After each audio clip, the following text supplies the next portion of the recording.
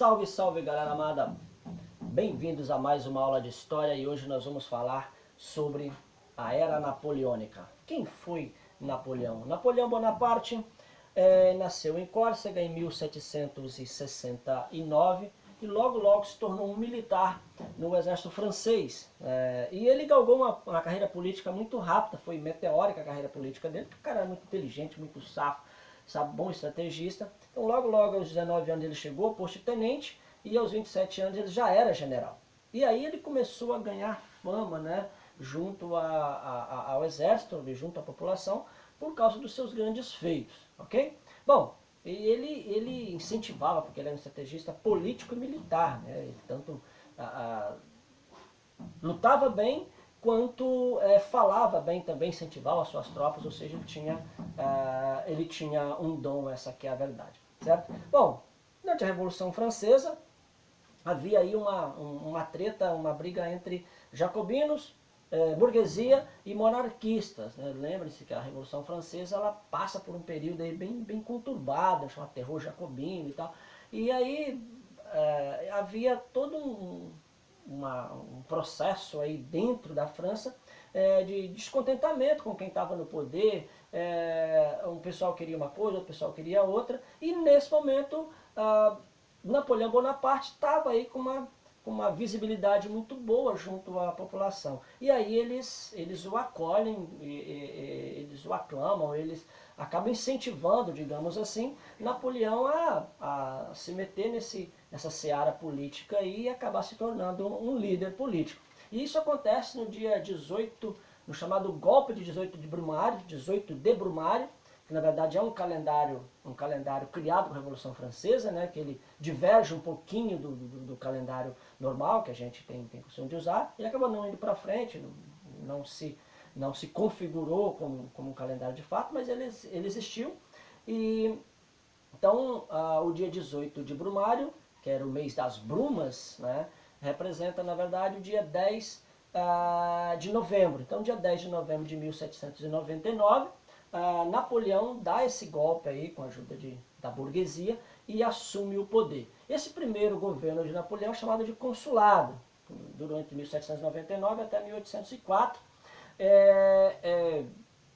Tinham 2 cônsules e mais um Napoleão. Era uma república militar, certo? E aí Napoleão era o principal representante desses 3 cônsules, ou seja, 2 cônsules mais o Napoleão. E logo o regime acabou virando um regime totalitário, com poder centralizado na pessoa de Napoleão, certo?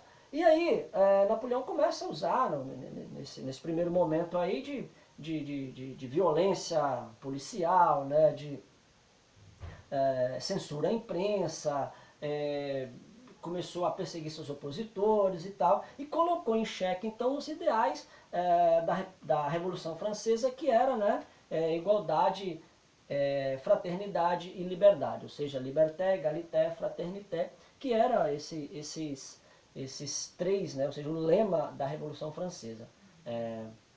E isso acaba despertando até um pouco, não só dentro da França, mas também nas nações vizinhas, né, digamos assim, um medo de Napoleão, porque Napoleão estava crescendo e se tornando um ditador, um totalitário, a exemplo no futuro de Hitler, de Mussolini e de tantos outros mais. Então, mas Napoleão começa a governar e tal, e ele faz algumas coisas interessantes na economia, cria o Banco da França, a emissão de moedas, começa a controlar isso, fortalece a economia nacional, né, também faz um acordo com a igreja, né, na questão religiosa, implementa o direito, melhora a educação, ou seja, ele, mesmo sendo um governo totalitário, mas ele fez algumas coisas interessantes também para a França, que acabou ele se mantendo no poder aí. Mas Napoleão também acabou despertando, né, a ira em outros povos, em outras pessoas. E ele acaba também botando em prática um projeto expansionista, ou seja, agora eu vou crescer na briga, e ele se torna imperador. Interessante Napoleão, porque naquela época era muito comum a igreja coroar os seus, e Napoleão ele era tão, né, para cima, né, tão cheio de si, que ele pegou a coroa na mão dogma religioso, né, do Papa, e ele mesmo colocou na cabeça dele, depois ele foi lá e colocou na cabeça da esposa dele, ou seja, na demonstração, não, quem manda sou eu, né, não vou me ajoelhar diante de ninguém para receber uma coroa mesmo, eu me coroa.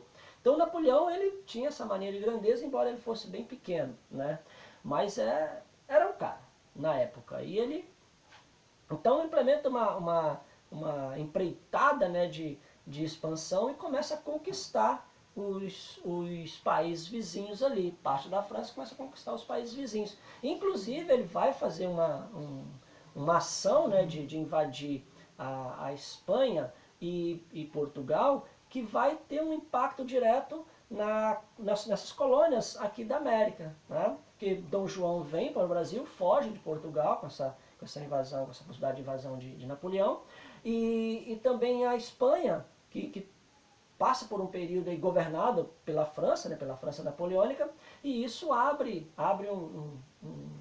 uma possibilidade dos colonos da América Espanhola lutarem por liberdade, lutarem por independência. Então as ações de Napoleão lá na França, lá na Europa, acabaram surtindo um efeito ou tendo algumas consequências aqui na América. Napoleão conquistou bastante terra por ali, mas ele tinha um olho grande para cima da Inglaterra, só que era meio complicado, porque a Inglaterra, como fica numa ilha, na ilha da Bretanha, ele tinha que atravessar o mar, e a marinha inglesa era muito forte. Então o que Napoleão faz? Ele implementa o chamado bloqueio continental. Esse período é o chamado período de império. O governo de Napoleão ele tem 3 períodos. Né? Primeiro o consulado, né? Depois ele implementa uma fase chamada de império, e é nesse momento em que ele expande a França. O bloqueio continental proibia as nações da Europa ali de fazerem comércio com a Inglaterra, numa intenção de minar a economia inglesa. Alguns países, né, como o próprio Portugal, desrespeitou esse bloqueio, e a Rússia também foi outra que desrespeitou o bloqueio, furou o bloqueio e fez comércio com a Inglaterra. E aí Portugal, a França, então, Napoleão resolve invadir esses dois países. Só que do lado de cá, né, no Ocidente, deu certo.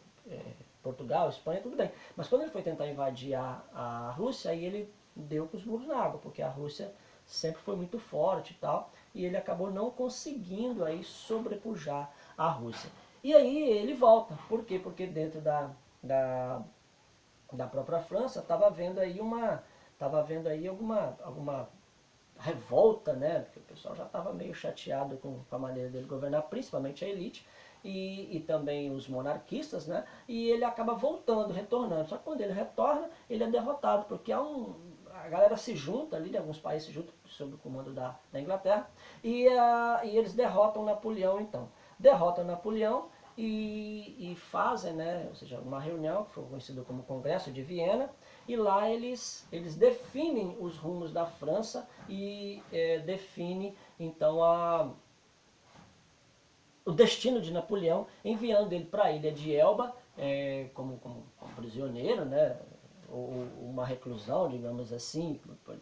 Hoje a gente poderia comparar com uma prisão domiciliar, né, porque ele tinha algumas regalias lá na ilha. Ele foi até chamado de o príncipe da ilha, e lá ele ficou por um tempo. Só que ele acabou fugindo, né, da ilha de Elba. Nesse tempo que ele estava lá, a monarquia foi restaurada na França. E eles colocam então o Luís XVIII, que era irmão de Luís XVI. Luís XVI, se vocês se lembram, foi o rei, né, o rei absolutista deposto com a Revolução Francesa. Então o irmão dele acaba assumindo o poder no lugar dele, isso num acordo no Congresso de Viena, entre as nações vizinhas ali da Europa.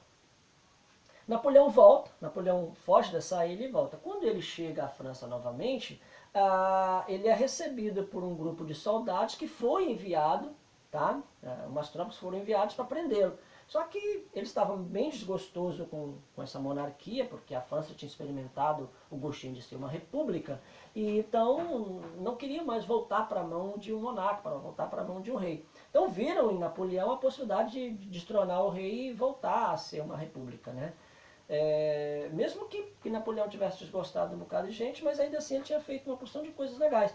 Então era melhor Napoleão no poder naquele momento do que do que o rei Luís XVIII. E aí, ao invés deles prenderem Napoleão, não, eles se aliam a ele. E quando ele entra, então, em Paris, ele entra aclamado aos gritos de viva o imperador. E ele assume novamente o poder.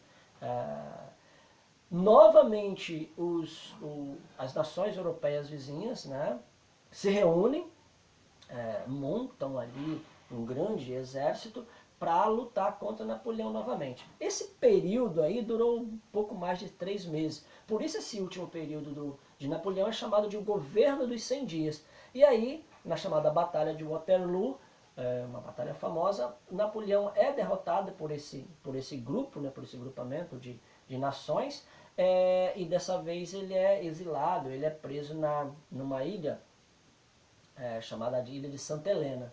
Isso em 1815, e lá ele fica até 1821, quando ele morre. E Luís XVIII retorna ao trono francês novamente. É criado, é importante lembrar que foi criada no Congresso de Viena a Santa Aliança. A Santa Aliança, que poderíamos dizer que é parecida, né, fazendo uma alusão à ONU de hoje, a Santa Aliança era um grupamento, né, que poderia ser usado aí para debelar, ou seja, para intervir nesses problemas que a Europa viesse a sofrer. Como ela veio, né, sofrer novamente com essa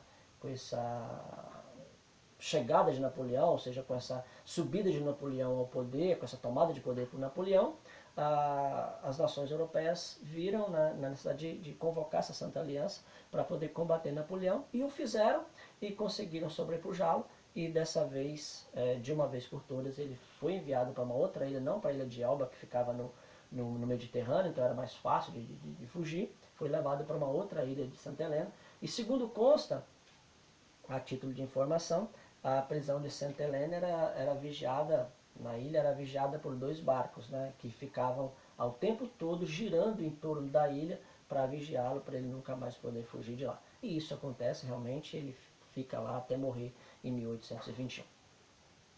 Muito bem, galera, essa foi a nossa aula sobre Era Napoleônica. Espero que vocês tenham gostado. Bons estudos e até a próxima.